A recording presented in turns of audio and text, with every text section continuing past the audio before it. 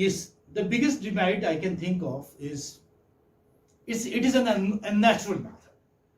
Okay, it's not a natural method. What do I mean when I say that it is an unnatural method? I have discussed this so many times. I repeat, the natural order of learning a language is listening, speaking, reading, and writing. Okay, these are the four skills: listening, speaking, reading, and writing. This is the order of learning. This is the natural order of learning. A child first listens the language, even his mother tongue. This is how he learns his mother tongue. How does he learn his mother tongue? He listens the words and sentences from his parents, okay, and the people around him. Then he starts speaking words, okay. He starts speaking in fragments, I must say. Then he learns how to read the mother tongue, and this is the last skill that he learns. So LSRW, listening, speaking, reading, and writing. This is the natural way of learning a language. But when you are learning English language through translation method, you do not learn the language in this order. Okay, you do not learn it naturally. That is why this method is called as an unnatural method.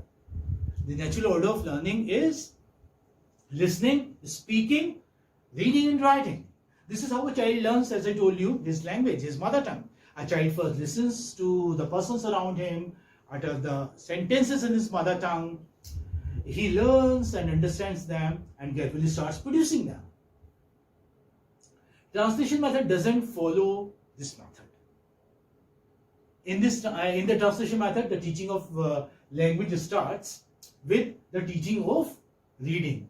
What do we teach? We start, teaching the foreign language with reading. We write words, and he learns to read mat, M-A-T, mat, R-A-T, rat, C-A-T, cat. So we teach them, right, words which rhyme. So he reproduces them, or he speaks the words after the teacher. This is how we teach at the initial stages. This is how the foreign language is taught in India. I mean, you go to any school, you would find that teacher is writing the words there on the board. He's reading them out. When the rhyming words are written because they're easy to learn. Till, pill, pill, okay, or Jack and Jill. This is how. Since the same morphemes are used, same, so you have the same sounds here. That's how students pick up.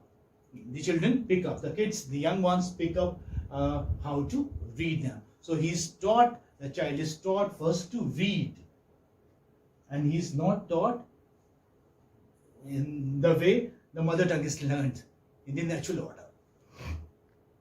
So what is done here?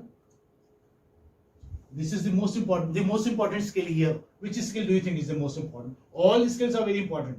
There's no doubt about it. But this one is the most important. If you know speaking in a language, that means you know it. We can speak only the languages that we are taught. We can speak Hindi, we can speak Urdu, we can speak English. And the other languages we have simply heard, listen to people speaking around us. But we do not know. I know about Malayalam, but I do not know how to speak in Malayalam. Okay, I can make just a few sentences, just fragments. I know just little bit of it. In any key, Alpam Malayalam Arya. When I speak the sentence in Malayalam, the Keralites feel very good. They feel very delighted. Why? Because I can speak a bit there. Or say any ki Tamil teri adi. That means I don't know Tamil. And any ki Malayalam Alpam Arya. I know Malayalam a little bit. So I don't know how to speak, but I know just a few sentences, which I have picked up from my friends, or from the people around me. So, what is neglected? Speech is neglected. We are talking about demerits, we are talking about disadvantages of translation method. So what is done? What is the big harm? What is the biggest demerit? That speech is neglected. Translation method lays emphasis on reading alone. Students are, they are asked to read. Teacher makes them stand. Okay, come on, Joy, stand up. Read the first paragraph. Yes, now you sit down. Anil, you stand up. Now we read the second paragraph. Okay. Yes, Lakshmi, now you stand up. Read the third paragraph. Okay. Yes, Mamta, you stand up now. You read the fourth paragraph. Okay. Aslam, now you read the fifth. This is how. This is how it goes on. This is how you teach. So what do you see? Translation method lays emphasis on reading alone. And as a result, what happens? Speech is neglected. Speaking is undoubtedly the most important skill. If you know speaking, that means you know the language. The students are not provided any practice in oral work. Like in direct method or in say structural approach to language teaching, you give oral practice to your students. You write sentences and you ask them to make sentences on their own, following the example. Like, I write a sentence, I read a book. Now, you can ask your students to make sentences on the basis of this. I read a book, I read a novel, or we read a book, they read a book. This is how. So, if you are giving practice like this, then they learn speaking also. But this oral work is not given. This explains why many of our students, even at the college level, are tongue-tied so far as speaking of English is concerned. I'm very sorry, and how many? You're 40 out here, but only 10 of you can speak in English. 10 of you can communicate English. Why can't others do? Because they have either never tried and they do not have confidence. And why do they not have confidence? Why are they hesitant? Because they have been taught through translation method. Now, this is not your fault. This is the fault of the system. This is the fault of the method. Since you have been taught through the translation method, you are not able, a majority of you, I must say, is not able to speak in English fluently. Although I know that you can write well, you write good answers, they make sense. I must say they make sense. But if I ask you, okay, come on, yes, Vijay, you stand up. Or Lokesh, you stand up. Come on, tell me something about the storm scene. Okay, comment on the storm scene in King Lear. Now, you would be at your wit's end.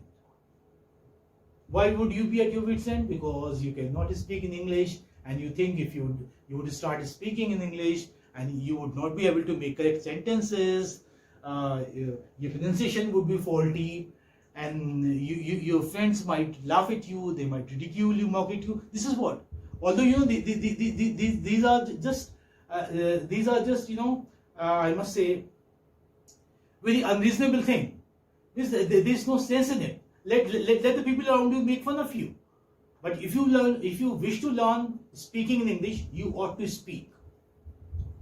If a child, doesn't learn to walk, then he won't be able to walk ever. If you fear of falling down, if a child fears of falling, then he won't be able to walk. Same is the case with learning also. I mean speaking.